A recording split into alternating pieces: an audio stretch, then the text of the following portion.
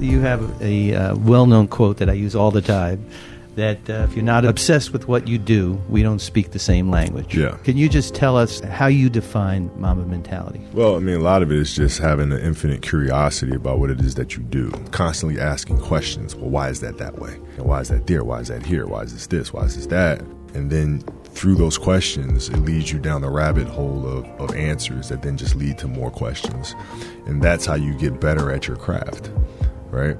Kobe Bryant, he was just so gifted, you know, whatever he does, he's athletically shooting the ball, you know, his swagger was dope, you know, and he had a swagger nobody else. He's confident. This desire and this hunger to watch the game, you know, it's like, it drives me each and every day, the way he attacks every possession, offensively, every guy that's like, oh, he's a primary defender. They had guys set to guard him and they couldn't stop him.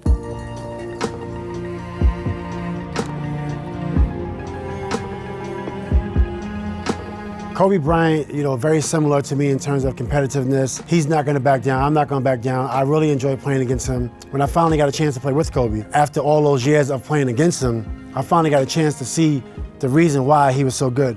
Every day in the gym, 5:30 a.m. in the gym, working out, getting better, working on his jab step, working on his fundamentals.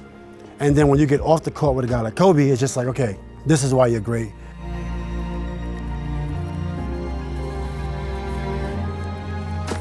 Our relationship evolved from like the 8 years that we played together and then the 3 years that we were apart. 2 years I was in Golden State, 1 in Utah. Our relationship evolved from teammates, basketball, how do we win, you know, what's the next game, etc., to like fatherhood, you know, raising kids, how are you doing?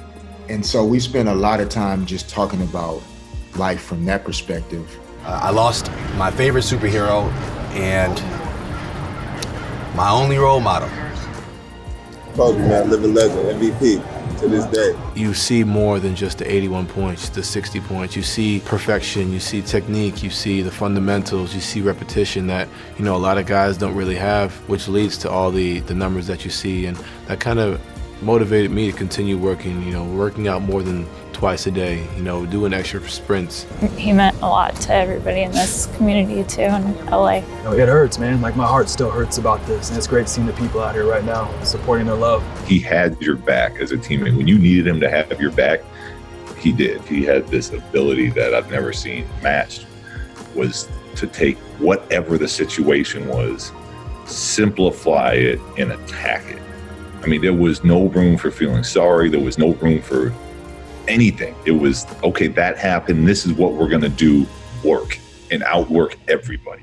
And he lived his life like that all the time. And I think that ability is just such an incredible way to live. The amount of joy he got from being involved in teaching others towards the end of his career and as he retired was something he felt really good about. I would describe Kobe in one word: driven. It's a rough day, but it's a time to celebrate his life as well. Getting to meet Kobe and, you know, work out with him on a really personal level, it's like a dream come true. I was like talking to him and having him showing me things. You know, it meant everything to me. Kobe influences me day to day. I gotta make every single day count. I gotta make every second count, just like Kobe did on the court. What Kobe did for Gigi, you know, was amazing, you know, and I just wanted to show that love and that affection of him guiding her. Just like he had her here, he has her up there. You know, the Mamba mentality of never giving up, of working hard and being better is a wonderful thing to leave behind. And I spent some good amount of time with him. And a lot of people you meet that they don't live up to your expectations of them as a player or as a person, but he exceeded those things. Yeah, 100%, man. I definitely wanted an image of both of them in my mural. He's my hero. He was my hero yesterday. He's my hero today. He can be my hero tomorrow. When I first started photographing Kobe, I didn't realize how great he was. You know, that was in the early years and he was just so amazingly athletic. Yeah. It was almost more interesting to watch him as his career went on and he lost that amazing athleticism, but he never lost his absolute desire to win. And I've never seen another player, never seen anybody in any other sport who was so utterly competitive. I know Kobe loved to be around people that had greatness written all over them. That was just his thing. Kobe was a little broader, I think, in his knowledge of things. But Kobe was pretty incredible in many ways. The fact that he could turn something off that was so intense and open up his heart to his daughters was always the most beautiful thing to see every time after he won. They were so special. Their energy was so amazing. We just have to realize we're so lucky to be touched with the little time we had with them. Hello, my name is LOUIE. I'm from China. And this is the biggest fluorescent Kobe mural in the world.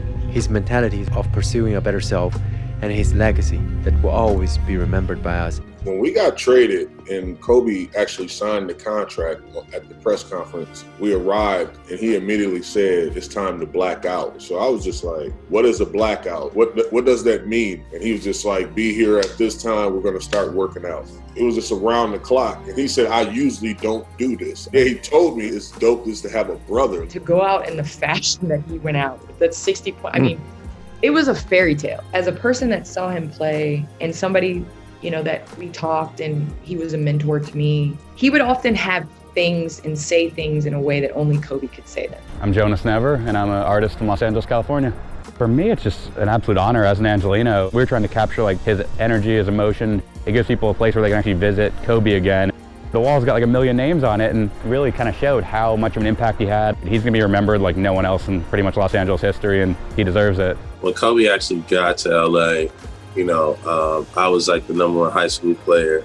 And so I was fortunate enough to go hang out with him. Right? You know, we're hanging out, just talking basketball, you know, happy he was here. And then when we went in his room, it was like all these tapes, dude. And I'm like, yo, what do you do, dog? He was like, man, I just sit here and watch tape. I'm like, you don't hang out? He was like, nope. Yeah. And I was like, man, damn. I didn't get it then, you know what I mean? Like, he knew where he wanted to be. My first glimpse into like Kobe, the Mamba mentality, like really like seeing it firsthand was at the 2008 Olympics. And I've told this story where basically we were just kind of, there was like 4 or 5 of us hanging out playing cards, and we had this player lounge. He opens up a newspaper, and it was right after they had lost to the Celtics. So it's a picture of Paul Pierce, and he like cuts that picture out, he folds it up, he like puts it in like whatever pocket he had, and he just looks at us because we're looking at him, and he's just like, motivation. And he was dead serious. It wasn't even like a joking thing. It was just like, and that was my first, I was like, whoa. I made this mural for all the fans worldwide, and especially for the Kobe Bryant's family.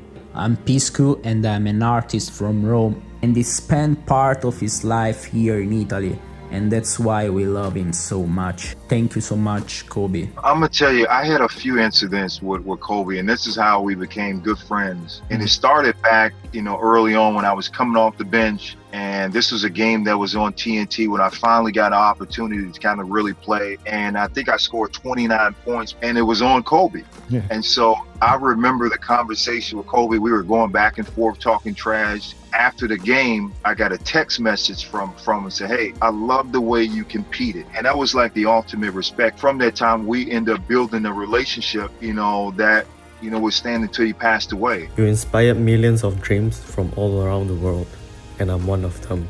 I'm Wilson, and I'm an artist from Malaysia. Mamba forever.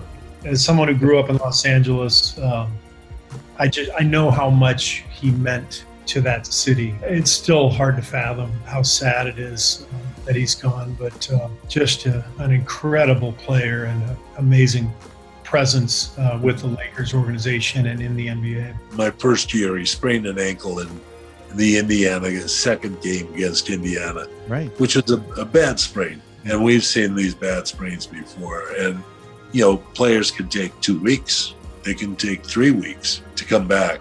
Yeah. He wanted to come back the next game, which was, I think we played Wednesday, Friday, and went to Indiana on Sunday. You're not good enough. I'm not going to play you. He was mad at me because he couldn't play in that game. But we had 2 days between the next game. And the next game, in an overtime game, he carried the win. That told me something about the level that this guy can deal with pain to play. He was going to pursue something. Some players, athletes, they don't have the opportunity he had, but more importantly, they don't have the drive that he had to be able to have a vision to do something. And he was not only able to do it, but he associated himself with people that could lead him in the right direction. I would tell you this, there's a lot of people that are as competitive as him, but they didn't have the skill to do it.